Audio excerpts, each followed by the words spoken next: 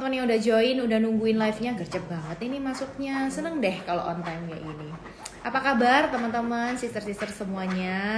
We Love Talk hari ini disponsori oleh We Love, aplikasi kesehatan pencatatan menstrual tracker. Ternyata We Love tuh udah bantu 50 juta wanita Indonesia untuk mendiagnosa, merawat, dan memelihara kesehatan wanitanya dengan memberikan akses edukasi kesehatan dan layanan kesehatan yang personal, holistik, empatetik, dan komprehensif. Buat teman-teman yang belum tahu We Love itu apa, boleh banget dikepoin. Kayaknya teman-teman We Love hari ini juga join deh. Teman-teman dari We Love boleh disapa nggak? Hai teman-teman dari We Love. Nah, balik ke narasumber kita pada malam hari ini. Miss Rosie encourage kalian untuk stay dan dengerin, karena hari ini bakalan penting banget tentang nutrisi dan asupan. Apa aja sih yang bisa nge-boost kita untuk kesuburan, plus makanan-makanan apa yang bagus buat kita, pola makan apa yang bagus buat kita selama kita promil, dan especially kalau kalian wanita dengan PCOS. Nah, narasumber kita malam hari ini bernama Devina. Jadi Devina ini benar-benar ahli gizi yang sudah certified dan sudah pegang ini ya, terakreditasi juga.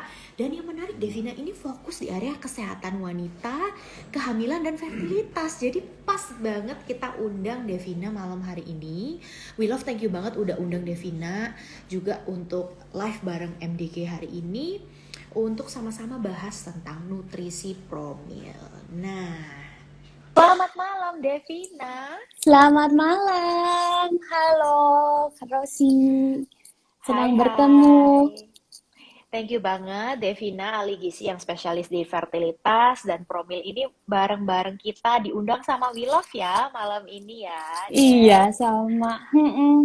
Salam kenal ya, Dev. Langsung ya, karena waktu kita kan Boleh, boleh. terbatas Boleh nih, gitu. banget.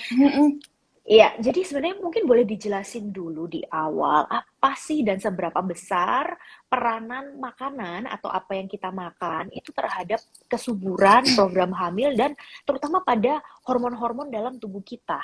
Oke, oke. Jadi kita gini ya. Jadi kita mikir kenapa sih peranan pola makan itu penting dalam fertilitas, pada promil, dan juga mungkin pada keseimbangan hormon juga. Jadi gini loh, semua tubuh kita ini dibangun oleh zat gizi gitu. Jadi misalnya dari vitamin, mineral, karbohidrat, dan yang lainnya. Jadi seperti apa ya? Jadi sel-sel kita itu makannya dari zat gizi juga gitu. Jadi misalnya kalau kita analogikan itu seperti bensin untuk mobil gitu. Jadi kalau tanpa asupan yang benar, tubuh kita nggak bisa berfungsi dengan baik, dan tentunya itu juga berpengaruh juga pada sistem reproduksi kita dan juga produksi hormon kita, karena semuanya itu semuanya dipengaruhi oleh apapun yang kita konsumsi. Dan menurut penelitian ini yang salah satunya yang menurut aku kayak interesting banget juga, menurut penelitian hanya merubah sedikit pola makan itu bisa meningkatkan fertilitas sebanyak 69%. Oh Gitu. wow, Iya. this is amazing, Dev. I This is know. amazing. Sekaligus Iya. ini jadi apa ya? Jadi satu kabar gembira, dan bisa jadi kalau gini ya, kalau makanan itu bisa nge-boost fertilitas kita sampai 69%, bayangin juga makanan itu juga bisa nurunin kesuburan kita loh. Bener nggak sih? Ini kayak Itu benar. iya kan? Kayak senjata Mm-mm. bermata dua. In the other hand ini kabar baik, tapi in the another hand juga kita harus perhatiin bener-bener asupan kita. Kalau enggak, apa yang kita Mm-mm. makan itu bisa menurunkan kesuburan. Ini statementnya bener ya, Dev ya? Itu benar. Jadi gini ya. Jadi begitu banyak makanan yang di rumah, tapi emang juga gitu ada dua, yang maksudnya ada yang bisa berpengaruh baik untuk fertilitas dan ada juga yang enggak gitu. Di sini dimana kita harus mengambil keseimbangan gitu. Keseimbangan antara pola makan yang mungkin kita harus memfokuskan pada pola makan yang baik untuk kesuburan gitu. Apalagi kalau lagi sedang promil. Tetapi memang ada makanan-makanan yang bisa berdampak pada fertilitas juga gitu, kurang lebih. Oke, nah sekarang ini saya mau tanya satu pertanyaan sama Devina nih. Mungkin nggak nyaman ya buat teman-teman ya. Saya tuh perhatiin Dev, orang Indonesia itu sukanya makanan banyakan karbo daripada proteinnya. gitu. Hmm. Dan banyakkan karbo means banyak tepung-tepungan yang mereka makan. Misalnya mereka terbiasa makan mie instan dengan nasi, terus pakai lauk, misalnya tepung-tepungan nugget. Nugget kan ada kandungan tepungnya juga gitu ya. Hmm. Nah, itu apakah pola makan yang mengandung banyak karbo ini itu langsung direct pada resiko PCOS sih? Nah, gini, jadi kalau untuk PCOS itu mungkin aku ngomong sedikit tentang PCOS, penyebabnya kita tidak masih kita kalau dari penyebabnya kita tidak ketahui ya. Jadi dari mungkin genetik ataupun ada pola makan yang gaya hidup yang kurang itu jadi itu bisa menyebabkan PCOS. Tapi kalau udah punya PCOS, jadi itu ada pemicu-pemicunya. Kenapa biasanya tuh orang tuh identik banget untuk mengurangi karbo kalau sedang PCOS karena ada kondisi yang namanya resistensi insulin itu yang dimana menyebabkan ketidakstabilan gula darah. Nah, jadi yang menyebabkan gula darah kita turun naik itu adalah karbohidrat. Nah, tapi karbohidrat itu bukan berarti kita tidak boleh makan karbohidrat. Soalnya karbohidrat itu adalah sumber utama energi untuk tubuh kita gitu. Nah, tapi masalahnya memang seperti tipe-tipe makanan yang lainnya, karbohidrat itu punya banyak tipe. Nah, jadi kita harus sebenarnya pilih tipe karbohidrat yang bermanfaat. Jangan sampai kita memusuhkan suatu makanan begitu. Nah, jadi memang kalau misalnya mie instan dicampur sama nasi emang terlalu overkill ya. Kayak maksudnya terlalu banyak gitu. Jadi selain jadi kalau aku sih ingetinnya tiap kali kalau kalau misalnya untuk karbohidrat gitu ya, misalnya untuk memilih suatu makanan, jadi kita harus ada 3 hal yang harus kita perhatikan gitu. Jadi satu tipenya, yang kedua itu porsinya, dan yang ketiga itu waktu makannya gitu. Jadi kita harus pintar-pintar juga ya. Jadi jangan sampai kita memusuhi semua makanan gitu. Jadi kita harus lebih pintar-pintar kapan menempatkan waktu kayak konsumsi makanannya dan juga tipenya juga dan porsinya juga gitu kurang lebih. Oke, Miss Rosi mau rekapin sebentar. T, P, W gitu ya. Tipenya, porsinya, dan waktunya. Yuk kita bicara lebih dalam tentang T, P, dan W ini. Tipe seperti apa, porsinya seberapa, dan kapan waktu yang tepat untuk makan. Silakan deh. Ya, oke. Nah, kalau untuk pertama T-nya ya, tipenya ya gitu. Jadi mungkin kalau untuk PCOS dan untuk yang promil yang paling baik adalah karbohidrat yang rendah indeks glikemik. Kenapa? Soalnya itu tuh yang bisa tidak meningkatkan gula darah secara tinggi, terus jadi kayak dia melandai aja gitu. Jadi naiknya tidak terlalu tinggi, terus turunnya juga melandai gitu. Jadi itu lebih membuat gula darah lebih stabil, kurang lebih seperti itu. Kalau yang indeks glikemiknya tinggi itu malah kayak naik ke atasnya cepat, turunnya juga cepat gitu. Jadi itu yang kita dibilang sugar crash gitu kalau itu namanya sugar crash. Dan di mana sugar crash ini bisa bikin craving, terus kayak orang jadi ngidam yang manis-manis, itu semua gara-gara ada sugar crash, ada salah satu faktornya. Nah, itu untuk tipenya. Oke. Jadi kalau yang rendah indeks glikemik itu ya seperti kalau nasi ya seperti nasi merah yang whole grains gitu, yang jadi biji-bijian utuh, jadi oats. Terus kalau roti juga dari tepungnya yang lebih banyak gandumnya gitu. Terus kemudian jagung, terus kemudian ada ubi gitu. Jadi semuanya itu adalah karbohidrat yang bisa kita makan seperti itu. Bentar, Dev. Memang agak susah karena memang makanan pokok utama manusia, rakyat Indonesia itu adalah nasi ya. Padahal nasi itu indeks glikemiknya sangat tinggi. Jadi akhirnya bukan berarti nggak boleh makan nasi, tapi harus perhatiin porsinya gitu. Atau pada jenis tingkat PCOS tingkat tertentu udah benar-benar nggak boleh makan nasi nih. Enggak gitu. Jadi nasi itu gimana ya? Kalau kita satu udah menjadi satu, itu kultur kita ya. Jangan kita menghilangkan kultur kita sendiri gitu. Nah, jadi kalau begini, kalau ada beberapa hal yang kita bisa lakukan. Yang satu, ganti nasinya. Pertama jadi nasi merah gitu. Terus kemudian itu akan membantu menurunkan indeks glikemiknya gitu. Nasi merah atau nasi yang multigrain itu bisa menurunkan indeks glikemiknya. Tapi kalau orang yang benar-benar saya nggak suka nih nasi merah gitu. Saya maunya tuh nasi putih, ya nggak apa-apa gitu. Jadi ada tipsnya juga yang lain. Jadi kalau sekali makan lebih seimbang, kita tambahkan protein, tambahkan serat, tambahkan lemak, itu bisa membantu untuk menurunkan indeks glikemiknya juga. Kurang lebih seperti itu. Mm-mm. Jadi variasi makanan dalam piring ini juga mesti diperhatikan ya. Jangan Iya. kita cuman makan karbo melulu. Misalnya Mm-mm. mie satu porsi itu kan isinya karbo doang gitu ya. Bener. Mm-mm. Mm, mm, mm, Jadi mm, mm. kalau mungkin aku nggak tahu kalau audiens di sini udah kenal atau belum. Jadi Kemenkes itu punya loh namanya piring sehat. Aku nggak ada di sini piring sehatnya. Cuman satu piring itu ya dibagi menjadi 4 kategori gitu ya. Jadi yang satu adalah karbohidrat di mana itu memenuhi sepertiga piring. Terus kemudian Oke. sayurnya itu juga sepertiga piring. Terus kemudian jangan lupa protein itu 1/6 piring. Dan kemudian terakhir buah 1/6 piring. Itu kalau dari Kemenkes untuk piring yang sehat. Jadi sekali makan usahakan deh untuk porsinya tuh seperti itu gitu. Jadi lengkap. Hmm. I see, penting Hmm, banget. Jadi kita bicara tipe ya. Sekarang porsi juga udah dibahas. Nah, sekarang timing makan nih. Teman-teman, ini ya kalau ada Kalau pertanyaan boleh timing ditaruh di kolom komen yang ada question box-nya, yang ada tanda tanyanya. Terus teman-teman yang lain minta tolong lihat berkala pertanyaannya, lalu tekan tombol like supaya saya bacain yang like-nya paling banyak, yang naik ke atas ya. Jadi kalau kalian merasa pertanyaannya relate, kalian tekan tombol like supaya nanti Miss Rosie bacain buat Devina gitu ya. Sekarang timing makan yang tepat nih, Kakak. Oke, timing makan yang tepat. Jadi orang biasanya ya merasa bersalah kalau nyemil. Jadi gini, Hmm, kalau aku sih ngerasanya ya, kalau kita tuh nggak apa-apa makan. Kalau kalau untuk menstabilkan gula darah, sebenarnya yang harus dilakukan adalah kita tuh makannya lebih sering, tetapi dengan porsi yang lebih sedikit gitu.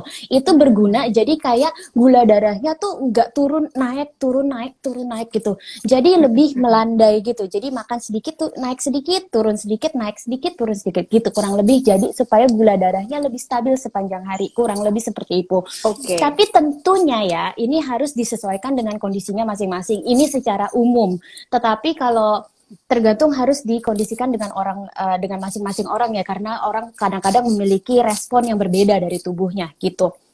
Nah, jadi sebenarnya sih kalau aku bilang ya, mungkin lebih bagus jadi kalau ada makan besarnya, terus ada nyemilnya juga gitu. Jadi misalnya 3 kali makan besar, terus 2 kali nyemil. Dan 2 kali nyemilnya ini ya itu gunanya untuk lebih menstabilkan gula darah. Dan kalau kita nyemil, porsi makan besar kita nggak gitu besar. Soalnya kita tuh udah nggak gitu selaper, nggak kayak kelaparan gitu loh waktu makan gitu. Jadi kita lebih bisa mengontrol porsi kita juga gitu.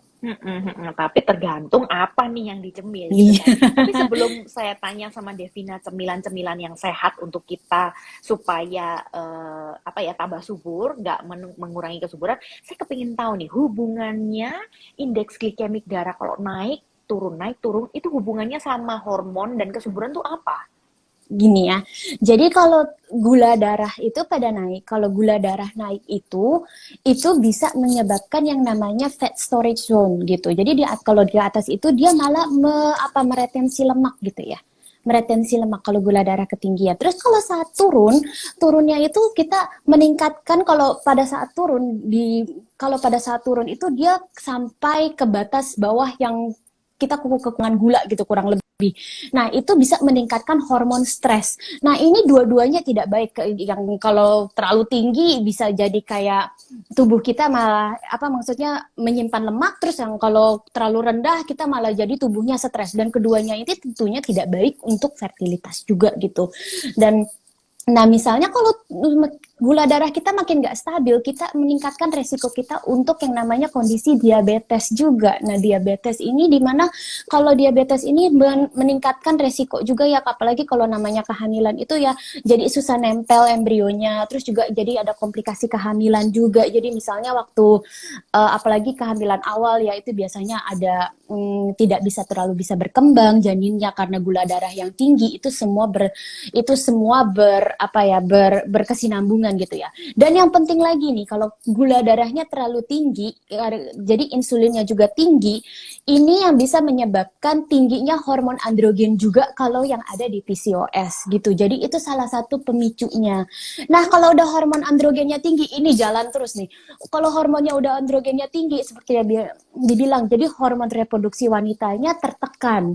Jadi ovulasi tidak ada sel telur yang matang. Gimana mau hamil kalau sel telurnya tidak ada yang matang, begitu.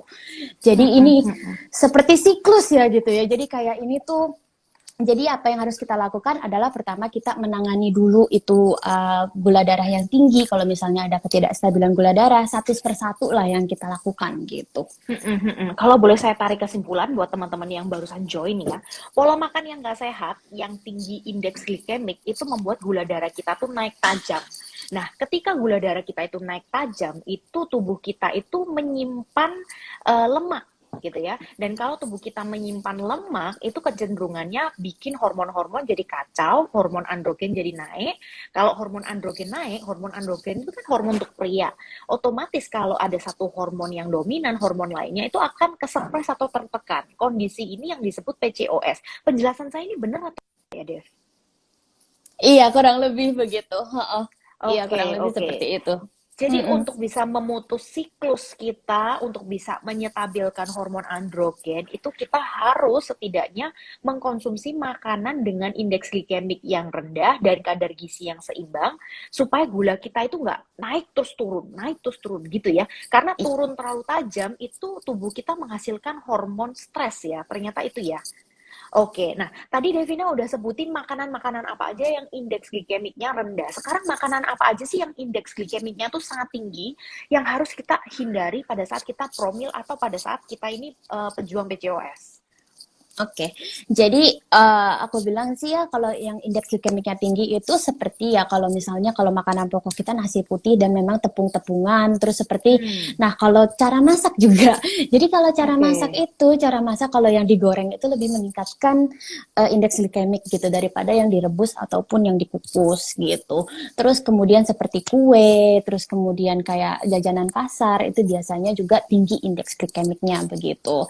Memang sayang Oke. sekali ya, kayak mungkin itu biasanya makanan yang kesukaan banyak orang gitu. Iya. Tetapi jadi aku cuma mau mengingatkan begini ya. Jadi kalau aku mau mengingatkan, jadi bukan berarti kita tidak boleh makan sama sekali gitu loh. Soalnya em, makanan itu juga sumber kebahagiaannya gitu. Jadi yang apa harus kita Yes. lakukan adalah menyeimbangkan. Biasanya ya, soalnya kalau klien saya juga misalnya nggak boleh makan ini, jadinya stres loh beneran. Jadi Stres. stres. Iya, jadi makanya kita tuh harus fokusnya. Jadi kita harus fokus ke makanan yang emang bermanfaat, tapi tetap buat ruang, sedikit ruang buat makanan yang kita buat bahagia. Itu juga buat kesehatan mental Oke. kita juga sangat penting gitu. Ini yang kita sebut ini ya keseimbangan ya. Jadi bukan berarti nggak boleh makan nasi, makan gorengan, makan tepung-tepungan, makan jajan pasar, makan yang manis-manis, makan boba itu bukan nggak boleh. Tapi teman-teman harus tahu porsinya dan harus diimbangi dengan pola makan yang sehat. Bukan nggak boleh sama sekali gitu ya. Bukan Itu kita harus benar-benar banget. tetap gitu ya. Tapi jangan sampai pola makannya gini loh teman-teman ya. Pagi misalnya sarapan mie instan, lalu siang makannya pentol atau aci atau cilok yang tepung-tepungan.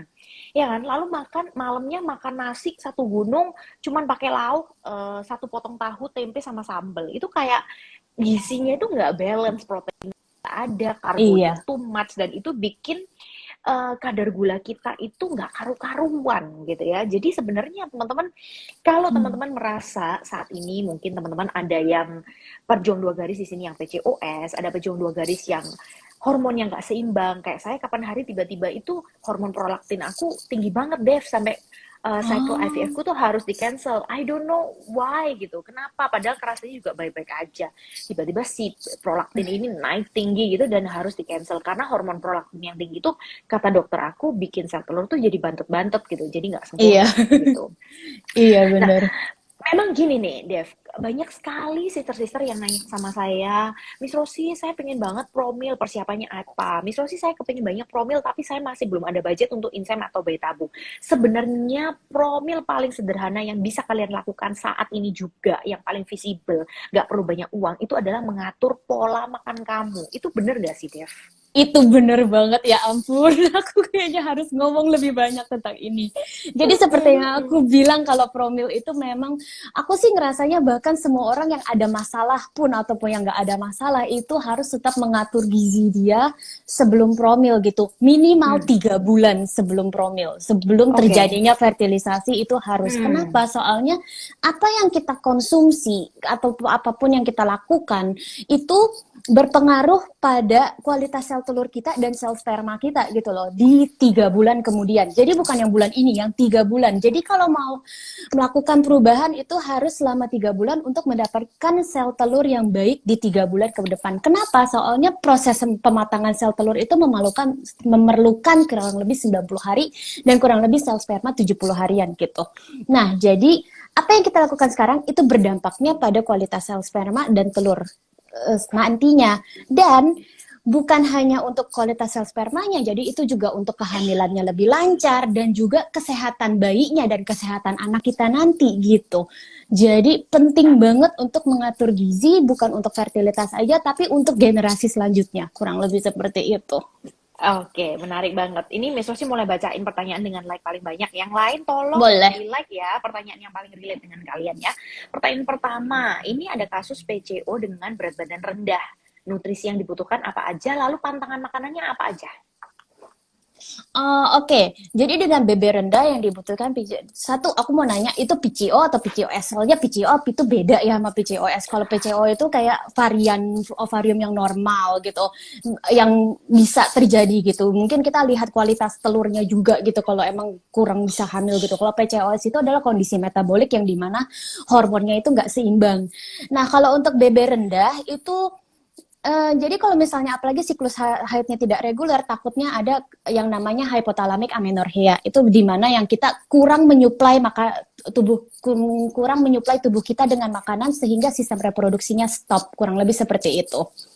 Jadi aku nggak tahu nih yang mana PCO atau PCOS atau PCO apalagi ini, sih. Dev. Iya, PCO. Jadi maksudnya mungkin orang kadang-kadang suka bingung soalnya PCO dan PCOS. Jadi aku biasanya suka klarifikasi gitu. Nah, jadi kalau emang PCOS dengan BB rendah itu harus mungkin dilihat kualitas lemaknya dan karbonya juga. Terus mungkin bisa tingkatin kalori makanannya juga karena BB rendah juga bisa berdampak pada fertilitas gitu. Kalau untuk pantangan makannya, kita mungkin lebih pantangan makannya ke lemak jenuh dan lemak trans. Itu kurang lebih itu kayak secara umum dan yang tinggi indeks glikemik juga gitu kurang lebih. Karena lemak jenuh dan lemak jenuh dan lemak trans itu bisa berpengaruh pada fertilitas juga. Nah, tetapi jangan lupa ini soalnya kalau BB rendah itu biasanya suka kekurangan gizi juga dan biasanya yang PCOS itu apa ya namanya ya? Berisiko lebih defisiensi pada zat gizi kayak misalnya vitamin D, folat, zinc dan magnesium dan yang lainnya gitu. Jadi itu mesti diperhatikan juga dan tentunya sangat individual ya tiap orang gitu. Menarik banget. Ini pertanyaan berikutnya tentang buah yang boleh dimakan oleh penderita dan yang harus dihindari oleh penderita PCOS. Oke, kalau ada yang bilang nggak boleh makan buah sama PCOS, lari jauh-jauh. Semua buah boleh buat PCOS karena buah itu baik ya, baik sekali, banyak nutrisinya. Dibilang banyak gula, gula dari buah itu tidak, menurut penelitian tidak berpengaruh, tidak memberikan dampak buruk ya pada fertilitas, apalagi gula yang dari buah. Nah, mungkin yang harus diperhatikan kalau buahnya dijadiin jus, soalnya ketika dijadiin jus itu semua seratnya berkurang, jadi seratnya nggak ada. Nah, serat ini yang membantu menstabilkan gula darah. Jadi kalau emang nih perhatikan aja nih kalau pada minum jus, kalau ada yang minum jus itu tuh mungkin jangan banyak-banyak gitu, kalau enggak bisa dikombinasikan sama yang lain, kalau enggak pilihnya smoothie gitu yang di blender semuanya jadi seratnya masih ada gitu kurang lebih. Jadi jangan, jadi kalau bagus buah utuh terus kemudian kalau mau ada variasi boleh di blender kayak di smoothie, tapi mungkin aku yang aku prefer adalah jus, kurang lebih seperti itu. Tapi buah semuanya rata-rata ya bagus untuk PCOS.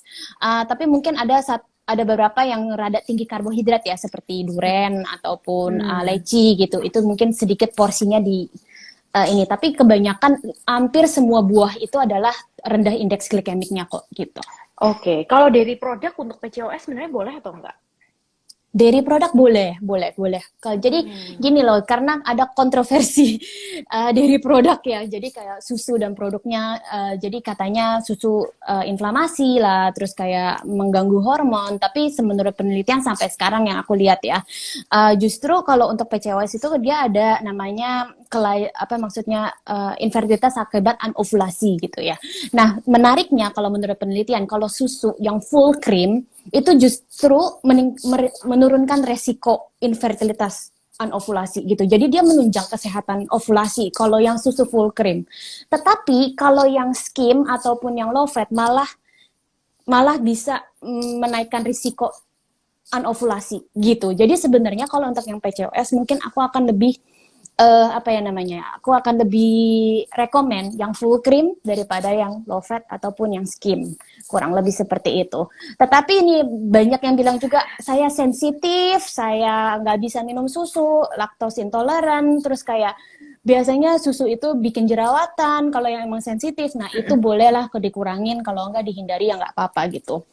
Cuman susu itu gizinya bagus ya, jadi itu sumber protein, sumber kalsium. Jadi kalau emang nggak minum susu, kita harus cari sumber kalsium dan protein yang seimbang gitu dari kayak kalau bukan susu gitu. Jadi bukan harga mutlak ya harus nggak boleh minum susu gitu ya, bukan gitu. Harus minum susu, nggak harga mutlak. Kita semuanya harus kita lihat dari kondisi kita, terus kemudian kita juga lihat dari kebutuhan kita, kurang lebih seperti itu. Ya, sekalian ngingetin buat sister-sister yang baru join juga, hari ini talk show kita ini dipersembahkan oleh We Love, aplikasi pencatatan menstrual tracker untuk wanita ya. Jadi kalau teman-teman belum download, belum pakai We Love, itu wajib kepoin We Love. Karena gini teman-teman, bulan ini kita bicara tentang hormon imbalance dan salah satu simptom, salah satu hal paling sederhana yang bisa kita lakukan untuk mendeteksi dini kita ini punya ketidakseimbangan hormon atau enggak, itu adalah dengan mencatat gejala atau hal-hal yang sering banget timbul pada diri kita. Nah, ini nanti aku bakalan tanya ke Devina ya, hubungannya kita sering kembung, apa hubungannya kita sering misalnya merasa sangat kelelahan dengan hormon imbalance dan dengan pola makan itu apa. Tapi sebelumnya, nah ini pertanyaan berikutnya relate banget untuk penderita PCOS tentang metformin gitu. Apa sih efek kalau mengkonsumsi metformin dalam jangka waktu tertentu? Oke, nah kalau metformin ini adalah mungkin sebenarnya ini pertanyaannya cocoknya untuk dokter ya. Saya ahli gizi bukan dengan dokter, jadi tapi saya bisa menjelaskan sedikit. Jadi kalau metformin itu adalah obat yang untuk membantu menstabilkan gula darah ya. Jadi biasanya karena PCOS itu adalah di mana kondisi yang memiliki resistensi insulin. Jadi di mana metformin itu bisa membantu. Dan memang metformin itu bisa membantu buat gejala PCOS. Tapi kalau untuk metformin dalam jangka waktu tertentu itu harus dikonsultasikan ke dokter. Jadi dari dosisnya dan yang lainnya itu semuanya harus dikonsultasikan ke dokter, dan kapan makannya itu juga harus dikonsultasikan. Nah kalau mungkin dari pola makannya, jadi kalau metformin itu mungkin hanya satu yang bisa saya bilangin, kalau metformin itu bisa meningkatkan resiko defisiensi vitamin B12. Jadi kalau bagi klien-klien saya ataupun orang lainnya yang misalnya mengkonsumsi metformin, biasanya aku akan selalu mengecek vitamin B12-nya, dan kalau diperlukan suplementasi akan disuplementasikan oleh vitamin B12, kurang lebih itu seperti metformin. Iya. Oke. Berikutnya ini ada pertanyaan tentang beras merah dan beras putih yang dimasak setengah-setengah, boleh nggak untuk PCOS? Boleh, kalau emang yang nggak bisa, misalnya nggak tahan banget gitu ya, mau nggak suka sama beras merah, kalau masih bisa setengah-setengah beras putih, beras merah itu lebih bagus daripada beras putih doang gitu. Kalau emang nggak bisa beras merah aja. Terus ini mungkin salah satu tips juga buat yang lainnya kalau emang yang nggak bisa beras putih, nggak bisa beras merah doang gitu. Jadi ini salah satu tips yang bagus ya. Boleh kok, boleh banget. Nah ini berikutnya pertanyaan. Tapi perhatikan porsinya juga ya. Oh benar, jangan makan setengah-setengah, habis gitu makannya 2 piring sama aja dong. Berikutnya pertanyaan tentang garam yang tinggi yodium, apakah mempengaruhi gula darah garam yang tinggi yodium? Enggak sih, enggak, kayaknya kalau untuk garam dia lebih kayak ke hipertensi dan kayak ini sih, enggak.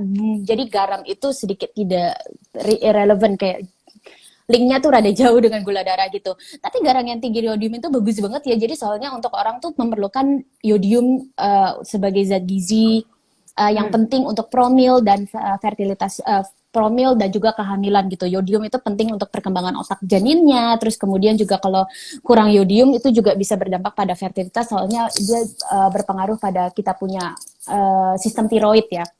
Jadi kalau Oke. misalnya kalau garam pilih yang beriodium justru. Jadi soalnya itu bisa Hmm. untuk mencukupi kita punya kebutuhan yodium gitu.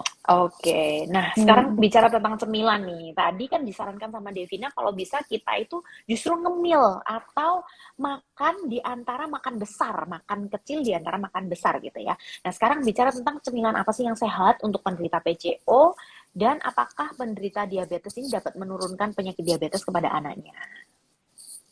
Oke, nah kalau cemilan-cemilan itu sebenarnya sih nggak usah yang susah-susah ya, sebenarnya orang pikir nyemil-nyemil Hmm. apa gitu ya, nggak usah susah-susah, buah aja udah termasuk cemilan gitu, buah bisa menjadi cemilan Hmm. gitu misalnya. Tapi kalau misalnya buah kan karbo aja, kalau mau dikombinasiin sama yang untuk menurunkan indeks glikemiknya ya bisa dikombinasiin dengan selai kacang gitu. Sebenarnya sebagai kayak Hmm. selai kacang itu adalah lemak sehat ya, jadi banyak lemak tidak jenuhnya, lemak sehat. Terus kemudian itu bisa dikombinasikan jadi seperti buah dan kacang, selai kacang gitu ya. Terus kemudian kacang hijau, tapi hati-hati nih kalau kacang hijau biasanya kalau beli di pasaran itu ditambahin gulanya lumayan banyak. Tapi sebenarnya kacang Bener. hijaunya Mm-mm. sendiri itu sehat sekali gitu. Jadi kayak sup kacang hijau dengan madu gitu, sedikit madu gitu juga udah bagus banget. Terus ditambahin selasih, wah enak banget. Terus kemudian bisa juga kalau ubi juga indeks glikemiknya lumayan medium ya, jadi tidak terlalu tinggi gitu, bisa ubi. Terus kalau emang yang lebih rada lapar itu bisa bikin kayak sandwich kecil, kayak setengah sandwich itu yang isinya misalnya ada ayam suwir, terus kayak ada sayur-sayurnya, tomat, timun, dan seladanya gitu. Jadi kan lihat tuh lebih ada seimbangnya gitu, bukan roti aja Mm-mm. gitu. Ada Mm-mm. roti, terus Ah. ada proteinnya, terus ada sayurnya juga gitu, kurang lebih. Mm-mm. Uh, Kalau kacang-kacangan, Dev, iya. bisa nggak dijadiin cemilan kacang-kacangan? Bisa banget gini. Jadi kalau kacang-kacangan itu bagus banget dan biasanya aku saranin banget kalau bagi yang mau promil, buat wanitanya maupun prianya gitu ya. Jadi buat dua-duanya sangat bagus nih kacang-kacang, soalnya banyak lemak tidak jenuhnya yang kita bilang unsaturated fat. Itu bagus banget. Jadi ada omega 3-nya, ada omega 6-nya gitu. Terus kemudian kacang-kacang itu juga tinggi zat gizinya ya, seperti zinc, magnesium, terus ada seratnya juga tinggi loh kalau untuk kacang-kacang. Jadi kacang itu bagus banget. Nah, tapi perhatiannya ini kalau kacang itu memang karena kandungan lemaknya tinggi juga tinggi kalori. Jadi kita sebaiknya Hmm. diporsikan juga gitu kalau kacang. Tapi kacang bagus banget dan aku sangat saranin, tapi mungkin porsinya kalau satu hari secara umum ya satu genggam sehari untuk satu Hmm. orang gitu. Ini kacang jenis apa, Dev? Kan kacang banyak banget dari kacang tanah, walnut, pikan gitu. Mix aja juga nggak apa-apa sih kalau untuk ini mix. Sebenarnya aku kalau bisa sih variasi gitu. Kalau dengan variasi kita dapat zat gizinya lebih banyak. Soalnya tiap makanan kan beda-beda kan zat gizinya kan. Mm-mm. Tapi kalau emang Mm-mm. kacang Mm-mm. variasi, kalau bisa variasi bagus. Tapi tentunya tergantung sama kondisi orangnya. Jadi misalnya kondisi orangnya kekurangan apa antara aku tambahinnya di mana gitu. Jadi tergantung. Tapi kalau bisa Hmm. variasi lebih bagus. Jadi kalau kacang tuh bukan ada kacang mede, ada kacang almond, ada kacang Mm-mm. kenari, Mm-mm. kacang koro, kacang koro kalau lebih yang Oh. lokal gitu. Mm-mm. Mm-mm. Tapi boleh Iya. digoreng nggak? Katanya tadi teknik pemasakan juga ini ya, matter ya, juga penting banget. Sebaiknya kalau nggak Mm-mm. digoreng diapain sih kacang-kacang itu direbus gitu ya? Kalau kacang-kacang yang itu biasanya kalau kacang mede suka ada yang jual raw aja sih, yang kayak kacang raw aja, kayak kacang Oh. mete raw. Terus sama ini, kalau nggak di roast juga bisa, di roast kayak asal dipanggang aja gitu, nggak usah yang digoreng juga bisa. Hmm. Terus kemudian, kalau edamame kan direbus kan biasanya biar matang edamame, itu kacang edamame. Terus iya biasanya sih kalau jangan digoreng ya, soalnya kalau digoreng kacangnya sendiri udah tinggi lemak gitu. Terus kalau digoreng menambahkan lemak dan Nah. menambahkan lemaknya gitu. Dan biasanya nih kalau misalnya beli yang kacangnya, kita kan nggak tahu minyaknya yang dipakai apa ya kalau kita nggak bikin di rumah sendiri. Terus apalagi kalau misalnya minyaknya dipakai berulang-ulang, itu yang jadi masalah juga gitu. Oke. Iya. Mulai sekarang kalau mau ngemil kacang tanah boleh, dikit aja, jangan digoreng ya. Mendingan kacang tanahnya kita oven bentar, kita taburin garam dikit gitu ya kalian, atau Boleh. pakai bawang putih. Itu lebih sehat daripada kita beli kacang goreng. Atau kacang tanah yang direbus juga oke banget. Nah, bicara tentang kacang, saya masuk ke kedelai. Boleh Ups. nggak konsumsi kedelai untuk penderita PCOS dalam bentuk misalnya tempe, edamame gitu. Emang edamame itu keluarga kedelai ya? Edamame ya? Iya, keluarga kedelai justru itu kayak dia Oh. punya kacangnya, kacang kedelai. Oh. Um, Iya, heeh. Jadi sebenarnya ini juga kontroversi banget ya antara kedelai dan PCOS gitu. Katanya bisa hormonnya nggak seimbang. Padahal ini nggak sama sekali, ini mitos. Jadi sebenarnya kedelai itu boleh dimakan dan malah baik untuk yang PCOS. Dan kalau makan Oh. kedelai itu malah bisa meningkatkan chances ya, sukses kalau lagi IVF. Itu juga kalau orang yang lebih makan kedelai, IVF untuk chances IVF-nya lebih tinggi gitu. Nah, di sini kenapa? Soalnya kedelai ini memiliki zat fitoestrogen ya. Jadi bilang fitoestrogen yang katanya bisa mengganggu hormon estrogen. Padahal enggak gitu. Dia membantu untuk menyeimbangkan hormon estrogen yang di dalam tubuh, tapi tidak menyeimbangkan, bukan mengganggu gitu. Jadi sebenarnya bagus. Nah, kenapa jadinya yang dibikin kontroversial? Karena ada apa ya, kedelai yang di GMO namanya, yang di genetically modified untuk Oh. tahan pestisida dan insektisida gitu. Ya kedelainya sih tahan, tapi pas masuk ke kita, kita juga jadi makan pestisida sama Makan pestisida. insektisidanya. Itu Iya, yang jadi nggak bener ya. Itu yang nggak itu boleh yang ya nggak bener, sebenarnya. iya. Jadi kalau bisa cari yang non GMO dan yang lokal lokal aja deh. Jadi kalau tahu lokal, tempe lokal itu sebenarnya Itu oke. pasti Makanya aman tempe ya. bagus banget. Tempe Oh, bagus oke. banget malah. Soalnya memang kontroversial banget ya, Dev. Iya. Kenapa pas kapan hari aku juga pernah denger sih kalau pas promil itu jangan terlalu banyak makan kedelai. Bahkan kalau pas hamil, kita kan nggak tahu nih hamil anak cowok atau cewek, itu mamanya nggak boleh terlalu banyak minum susu kedelai karena nanti yang anaknya yang cowok itu bisa mikropenis atau bisa kelebihan hormon estrogen gitu. Dari penelitian enggak sih ya, kayaknya kedelai enggak ada. Walaupun itu ada fitoestrogennya, tapi efeknya tuh jauh lebih lemah daripada estrogen yang ada di dalam tubuh kita sendiri. Makanya dia bisa menyeimbangkan. Jadi misalnya kalau kelebihan estrogen, biasanya dia malah kayak berkompetisi gitu dengan kayak estrogen yang ini, jadi kayak seimbangin gitu. Harusnya enggak sih. Iya, harusnya enggak. Ya, ya, ya, menarik, menarik nih ya. Nah, sekarang bicara tentang satu hormon ini yang nakal banget juga, prolaktin. Pola Hmm. makan hubungannya dengan hormon prolaktin yang tinggi. Apakah ada makanan yang memang memicu naiknya hormon prolaktin ya, Dev? Sebenarnya kalau prolaktin sih itu bukan aku punya daerah ya, soalnya itu biasanya ada di dokter punya daerah. Kalau prolaktin biasanya untuk penanganan tinggi prolaktin biasanya itu dengan obat-obatan, tapi juga enggak gitu dari pola makan gitu. Jadi biasanya kalau tinggi prolaktin aku akan sarankan untuk konsultasi ke dokter daripada untuk ke pola makannya gitu sih, kurang lebih kalau prolaktin. Jadi aku juga nggak mau sampai kayak ada penanganan yang di aku punya luar area gitu kan, lebih baik langsung ke Oke, expertnya aja kalau untuk yang prolaktin gitu. oke. Berikutnya beda sereal sama oat. Nah, ini sebenarnya saya juga pengen nanya nih, makan sereal yang beredar di pasaran itu boleh nggak sih atau kandungan gulanya sangat tinggi ya? Gimana ya kalau sereal sama oats gitu. Jadi mungkin oat itu salah satu sereal kalau aku bilang gitu ya. Jadi itu salah satu grup makanan yang ada grup makanan yang namanya serealia gitu. Jadi serealia itu Hmm. sebenarnya nasi juga termasuk serealia, terus kemudian gandum, oats, sorghum, lupin dan yang lainnya gitu semuanya termasuk sereal. Tapi mungkin ini ngomongnya sereal itu yang di box-boxan itu kali ya, yang Iya, kayak yang kemasan itu. ya yang kemasan gitu ya. Jadi kalau sereal itu mungkin tergantung dari tipe serealnya gitu. Jadi semua banyak banyak manufaktur gitu dari serealnya.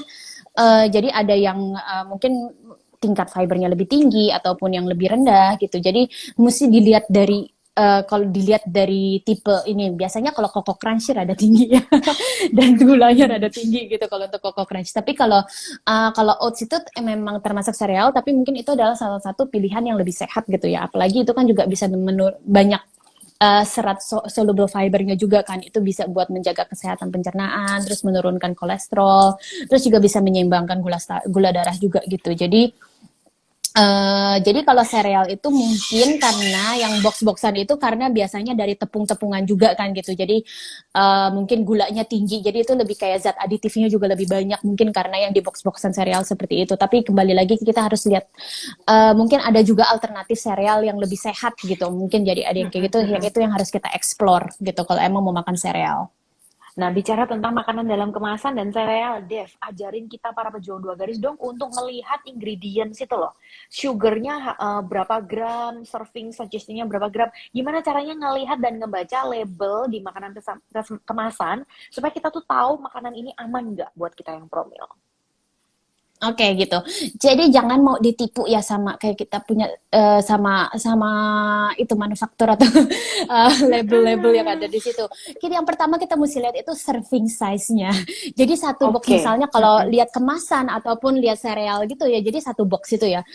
Misalnya kalau enggak satu kemasan keripik kentang gitu, misalnya aku nggak ngomong brand, satu kemasan Ya, keripik kentang. Biasanya kalau orang itu makan satu kemasan itu berapa kali makan sih dalam satu ini, dalam satu sekali kayaknya ya. dalam satu sekali makan ya, dah Sekali jangan mau makan ketipu. ya. Jadi biasanya satu bungkus satu kali makan. Nah, tapi kalau dilihat di label gizinya, satu bungkus itu anjurannya bisa 5 kali makan. Ya ampun, mana mungkin Jadi mesti keripik itu. Iya, segitu dikitnya ya, iya. sekali duduk ngobrol sama teman, bahkan film belum mulai udah habis itu keripik kentang. Iya, makanya, makanya. Ya Jadi kalau dilihat tuh ampun. dalam satu bungkus itu biasa ada tulisan serving size-nya berapa. Misal biasanya sih kalau yang keripik, kalau nggak yang mamenya tuh ada 3, 5 atau gitu. Jadi jarang banget yang kelihatannya servingnya satu untuk satu bungkus gitu. Enggak. Terus habis itu jadi yang label gizi yang kita lihat itu tuh untuk per serving. Jadi misalnya kalau satu bungkus dibagi untuk 5 kali makan itu mesti dikali 5 gitu kalau kita habisin semuanya, kurang lebih seperti itu. Jadi mesti dilihat. Nah, terus kemudian kalau untuk gula itu relatif ya, soalnya dia per serving kan. Tapi biasanya kalau kita mau carinya tuh kalau kita bisa konversi ke apa ya, ke 100 gram gitu. Gulanya itu kalau dibilang tinggi itu lebih dari 12 gram per 100 gram. Itu udah termasuk tinggi. Kalau rendah itu 3 gram per 100 gram. Jadi kalau bisa kita diambil, kalau emang kalau jarang ya yang terlalu kayak rendah gitu, kalau bisa yang rendah. Tetapi kalau enggak kita ambil yang medium deh, yang medium-mediumnya gitu. Jadi misalnya kayak 6 gram atau 7 gram itu masih tolerable kalau menurut saya gitu. Kalau untuk gula ya. Terus kemudian yang harus diperhatikan lagi itu tuh trans fat. Jadi jangan sampai ada cemilan yang tulisannya trans fat. Itu yang beneran harus dihindari. Jadi kalau ada cemilan yang trans fat mendingan jangan dibeli gitu. Karena dibanding tipe-tipe lemak lainnya, si lemak trans ini yang paling berdampak pada fertilitas, kurang lebih seperti itu. Terus kemudian Margarin lemak itu jenuhnya juga trans fat ya? Margarin. iya, kalau margarin itu soalnya dia melalui proses hidrogenisasi yang bisa menyebabkan trans fat. Nah, gitu kalau margarin itu biasanya kalau ada yang bilang trans fat itu memang margarin mengandung trans fat, tapi kembali lagi kalau bisa dikurangin ya, gitu. Emang kalau bisa dikurangin, cuman dilihat aja label gizinya ada apa enggak. Tapi sebaiknya sih kalau aku sih biasanya lebih pilih minyak biasa daripada margarin gitu, kurang lebih. Atau terkadang butter mungkin juga lebih baik daripada margarin. Masih ada waktu untuk bertanya, dan teman-teman yang lain silakan like pertanyaan supaya bisa dibacain dari yang paling atas ya, yang paling banyak like-nya. Oke, pertanyaan berikutnya, makanan apa aja yang bisa menunjang haid supaya lancar? Karena ini sisternya PCOS, siklus haidnya panjang banget hingga 3 bulan baru haid. Kalau PCOS gini ya, kalau untuk PCOS ada. Jadi pertama kita harus cari pemicunya dulu. Jadi kayak driver dari PCOS-nya itu. Dan biasanya kalau untuk PCOS itu resistensi insulin, inflamasi, dan mungkin yang lainnya tingkat stres, kualitas tidur yang kurang, gangguan tiroid, itu semuanya bisa memicu hormon androgen yang tinggi yang sehingga siklusnya nggak teratur. Jadi kalau untuk yang PCOS itu harus distabilin dulu nih kayak resistensi insulinnya atau diredakan dulu inflamasinya, kurang lebih seperti itu. Nah, tetapi kalau untuk makanan-makanan yang untuk penunjang ovulasi sebenarnya memang ada gitu. Nah, jadi yang pertama adalah karbohidrat rendah indeks glikemik. Jadi kembali lagi, bukannya tidak boleh makan karbohidrat, kita harus makan malah. Tapi pilih yang rendah indeks glikemik. Yang kedua, adalah buah-buahan. Jadi buah-buahan itu bisa menunjang kesehatan ovulasi. Terus kemudian yang ketiga adalah susu full cream. Seperti saya bilang, susu full cream itu bisa menunjang kesehatan ovulasi juga. Dan yang keempat, yang paling sering orang defisiensi adalah vitamin D.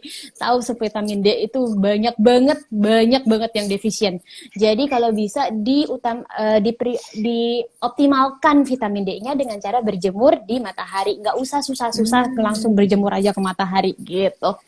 Gitu. Jadi mungkin kalau tips dari aku untuk menunjang ovulasi dari pola makan dan gaya hidup ada 4 ya gitu. Oh, tahu ya, ini ya sister-sister Hai. yang paling penting itu kita bukan cuman taunya, tapi kita harus menerapkan ya. Udah tahu kalau makanan karbohidrat yang tinggi indeks glikemik itu bisa memacu hormon androgen yang nantinya bikin kita ini hormonnya nggak balance, terus ini mensnya jadi nggak lancar atau bahkan PCOS gitu ya teman-teman. Setelah tahu itu harus diterapkan pola hidup sehatnya. Nah, bagaimana dengan kopi ya Devia? Ini ada yang coffee addict, PCOS, 1 hari tuh harus minum kopi tuh. Itu apakah ada hubungannya ya kopi dengan PCOS dan bagaimana penanganannya? Kayaknya nih saya tahu nih jawabannya. Kayaknya itu yang bermasalah mungkin bukan kopinya tapi gula dalam kopinya ya. Kamu minum kopi hitam atau kopi dengan gula nih? Bener nggak sih? Ada dua hal kalau untuk kopi. Hmm, Pertama satu, kalau yang emang suka khusus ataupun yang bukan kopi hitam, satu itu memang gulanya. Yang kedua adalah tingkat kafeinnya gitu. oke. Jadi misalnya kalau yang PCOS emang sering lesu gitu ya karena ada hormon imbalance, jadi bilangnya perlu kopi gitu. Padahal gara-gara hormonnya imbalance bikin lebih lesu, lebih lemah kayak gitu, emang begitu. Karena ada hormon imbalance-nya jadi kayaknya perlu kopi. Padahal hormon imbalance yang perlu ditangani itu satu kafein. Um, Perlu kafein dan gulanya juga kadang-kadang kalau gulanya emang suka ketinggian ya memang suka berlebihan gitu kalau beli di kalau nggak bikin sendiri gitu kalau misalnya emang yang makanya nih kita tuh mungkin rakyat Indonesia itu terbiasa dengan makanan manis gitu jadi semakin terbiasa makan manis toleransi manis kita makin tinggi gitu jadi sebenarnya kita Nah, harus turunin pelan-pelan gitu bukannya nggak boleh makan manis ya maksudnya turunin pelan-pelan jadi nggak gitu berasa nggak enaknya gitu jadi emang orang tuh kayaknya terlalu terbiasa makanan manis, jadi tuh nyari bener. malahan, jadi edik gitu Mm-mm. dengan makanan manis. Edik ya. Tapi Mm-mm. bener nggak gula itu bikin ketagihan? Benar, benar banget. Jadi soalnya kalau gula itu dia memang kayak apa ya, meningkatkan hormon senang kita ya di dalam tubuh ya. Karena siapa yang nggak suka berasa senang gitu ya. Jadi makanya kalau orang pengen kalau makan gula tuh berasanya tuh oh happy gitu. Iya, emang karena gula itu memberikan ada men-trigger hormon happy gitu di dalam tubuh kita gitu. Jadi emang ada. Nah, kita lihat kan nih lagi makanya makanan itu memang berdampak pada tubuh kita gitu. Terus mungkin kalau untuk kopi, aku mau pesen aja, apalagi yang untuk promil, batasi kopinya jadi mungkin sekitar 2 cangkir sehari atau 200 miligram kafein per hari ya, itu untuk yang promil gitu. Jadi itu Dua harus cangkir ya per hari dibatasi ya. ya. 2 cangkir, 2 cangkir itu biasanya 2 cangkir ya. Terus jangan lupa dihitung juga kafein yang dari teh, terus dari minuman cola, itu Hmm. semuanya juga mengandung kafein. Jadi kalau udah 2 cangkir kopi tambah 4 cangkir teh udah kelebihan. Jadi Oke. 2 cangkir kopi tambah 1 cangkir teh udah kelebihan gitu. Jadi 200 miligram kafein untuk yang promil. Ini banyak-banyak pertanyaan yang menarik. Sayangnya tanyanya bukan di kolom komen ini ya. Buat Sis Mici juga pertanyaannya bagus, tapi tolong taruh di kolom yang ada tulisannya tanda tanya supaya saya bisa bacain urut dari atas. Teman-teman yang lain tolong like pertanyaan yang paling relate supaya nanti Miss Rosie bacainnya dari atas. Nah, ini jangan lupa ya, talk show pada malam hari ini terselenggara berkat sponsor dari We Love Official, aplikasi menstrual tracker yang udah banyak sekali membantu wanita Indonesia untuk nyatet gejala, ngerekap gejala mereka, prediksi ovulasi, dan ngasih tahu kita banyak sekali edukasi di aplikasinya. Dan mereka sering banget juga bikin giveaway loh. Nah, ini pertanyaan berikutnya, apakah makanan berbahan tepung-tepungan ada pengaruh untuk PCOS atau promil? Ini sepertinya tadi udah dibahas juga ya. Yes, makanan bertepung itu meningkatkan indeks glikemik dan pengaruh banget buat teman-teman. Apalagi kalau udah PCOS, sebaiknya tepung ini dikurangin banget ya, Dev. Kita pilih makanan lain deh gitu. Tapi memang nggak bisa dihindari ya, makanan di sekitar kita tuh banyak banget yang mengandung tepung ya. Kita jajannya gorengan itu udah pakai tepung. Ntar di rumah goreng tahu tempe ikan pakai tepung. Ntar makan malamnya pakai ayam goreng pakai tepung lagi. Terus besoknya makan misalnya sarapan roti pakai tepung-tepungan kan itu juga. Terus jajannya pentol sama cilok gitu. Jadi ya ampun, itu tepung memang di sekitar kita ya. Kita memang harus aware gitu ya, Dev ya, supaya kita tuh nggak apa ya, kok apa yang kita makan tuh kita benar-benar harus perhatiin gitu. Gini kali aja, kalau tepung emang di mana-mana gitu, tapi kita jangan berfokus pada yang tepung-tepungan aja gitu, jangan berfokus pada yang kita harus hindari. Kita fokusnya pada apa yang harus kita Hmm, makan gitu. Memang tepung ada oke. gitu, memang tepung. Kalau nggak kita bisa kombinasiin gitu. Ya udah di misalnya dalam satu waktu makan gitu, mau makan kue. Kita coba Mm-mm. tambahin juga dengan buah gitu. Jadi dengan dalam waktu makan, Hmm, makan kue aja, kalau makan kue aja porsinya misalnya satu kue gitu. Terus kalau ditambahin kue, ditambahin buah harusnya ya kalau nggak mm-mm. kekenyangan, porsi kuenya berkurang dan kita dapat manfaat dari Oke. buahnya juga. Kurang lebih itu salah satu tipsnya gitu. Nah, ini Nah, menarik jadi banget sih. misalnya jangan, Mm-mm. mm-mm. Mm-mm, mm-mm. Iya benar. Menarik banget. Jadi kita nggak boleh fokus sama apa yang nggak boleh, tapi justru fokuslah apa yang harus dimakan gitu ya. Supaya kita fokus, Mm-mm. kita mendingan makan apa gitu ya, daripada nggak boleh makan ini, menghindari ini, fokus untuk menghindar gitu ya.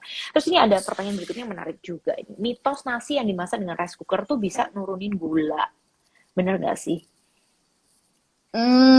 Kalau dari penelitian nggak ada sih yang ngomong kayak rice cooker bisa menurunkan gula. Tetapi kalau nasi didinginin, Mm-mm. mungkin aku lurusin sesuatu ya. Jadi nasi itu tidak mengandung gula, dia mengandungnya zat pati gitu ya. Kalau Mm. karbohidrat, jadi nggak ada gula di nasi. Jadi orang yang bilang low sugar rice itu bohong, nggak ada semua rice low sugar gitu. Nah, iya, jadi dia emang ada zat patinya dan zat patinya itu yang bukan dari karbohidrat gitu. Mungkin gula itu memang karbohidrat gitu loh. Jadi misalnya jadi memang dikonversi ke glukosa atau gula di dalam tubuh. Jadi mungkin dia ngomongnya kayak gitu. Tapi kalau nasi itu memang oh ya tips juga misalnya kalau yang suka nasi putih.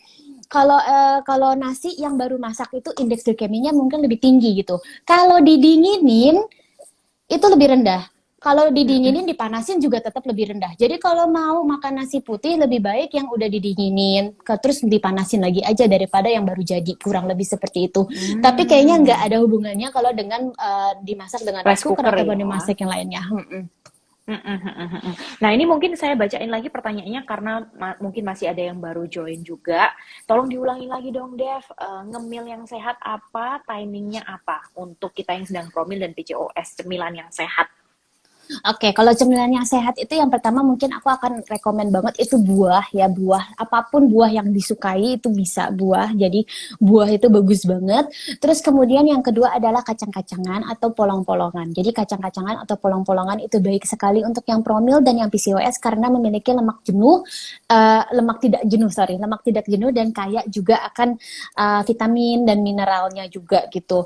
Terus kemudian yang lainnya yang bisa dilakukan, yang bisa itu adalah seperti karbohidrat dan indeks glikemik gitu kalau misalnya lagi lapar gitu ya juga bisa kayak seperti jagung ataupun apa ya jagung ataupun ubi itu juga bisa menjadi salah satu solusi untuk cemilan-cemilan PCOS gitu. Terus kalau untuk timingnya kurang lebih di antara biasanya kita tuh udah emang kita punya perut itu kosong apa ya maksudnya lambung itu kosong selama tiga jam setelah kita makan gitu. Jadi emang Hmm, naturalnya kita tuh merasa lapar 3 jam setelah kita kita makan. makan.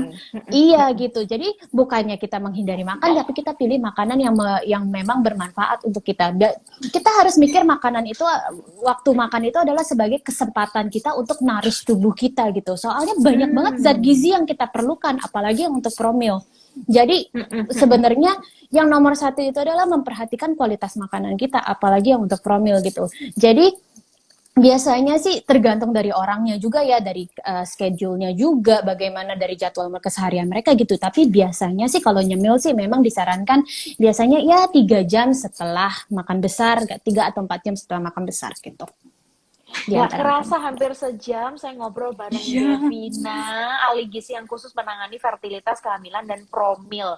Buat teman-teman yang masih kepengen tahu, jangan lupa untuk follow Instagramnya We Love Official untuk Instagram live berikutnya, Instagram yang penuh dengan edukasi untuk teman-teman yang sedang promil. Dan boleh juga di-mention dan di-follow ya Instagramnya Devina ini di fertilitynutrition.id. Jangan lupa kita punya voucher loh yang bisa dipakai, klaim ya, kalau mau konsultasi gizi seputar promil dan PCOS di Devina. Sebenarnya masih banyak banget pertanyaan, tapi teman-teman jangan lupa untuk simak terus We Love Talk bersama dengan komunitas menuju 2 garis, karena kita bakalan bahas banyak banget tentang hormon imbalance, tentang PCOS, tentang menstruasi, tentang AMH yang rendah, tentang program hamil, tentang anything. We Love akan kasih informasi dan edukasinya. Makanya teman-teman harus download aplikasi We Love ini karena sangat membantu banget. Dan jangan lupa, jangan cuma di-download dan jangan cuma dipakai untuk menstrual tracker dan ovulation tracker aja, tapi pakai aplikasi We Love untuk mencatat gejala kalian, teman-teman. Karena setiap gejala itu bisa mengidentifikasikan terhadap diagnosanya tuh terhadap satu penyakit tertentu gitu. Dan teman-teman baru bisa baca polanya setelah teman-teman mengalaminya berulang. Mungkin teman-teman kalau nggak nyatet, teman-teman nggak akan sadar kenapa ya rambut aku rontok gitu. Kenapa ya aku selalu jerawatan di area tertentu. Kenapa ya aku selalu mual di tanggal-tanggal ini misalnya. Nah, dengan mencatat gejala, kalian bisa menemukan pola. Ya, gimana kalau tetap nggak bisa nemuin polanya, Miss? Tenang, pada saat kalian konsultasi dengan Objin akan membantu kalian. Ya, pada saat kalian berkonsultasi dengan ahli gizi juga akan sangat terbantu dengan adanya gejala-gejala yang kalian alami. Misalnya habis makan makanan tertentu, kalian kerasa ngantuk banget. Atau habis makan makanan tertentu, kalian kerasa kok lemes, nggak bertenaga. Atau bahkan makanan tertentu itu bisa membuat kalian lebih hype, misalnya gitu ya. Nah, teman-teman, dan Devina, thank you banget udah meluangkan waktunya untuk bisa live bareng Miss Rosie dan komunitas MDG. Semoga kita bisa ketemu di lain waktu ya, Dev. Iya, tentu banget. Iya, mau banget. Yes. Selamat malam, Devina. Thank you, and I'll see you in the next live. Malam. Bye-bye. Bye. Dadah teman-teman semua. Thank you, we love. Bye-bye.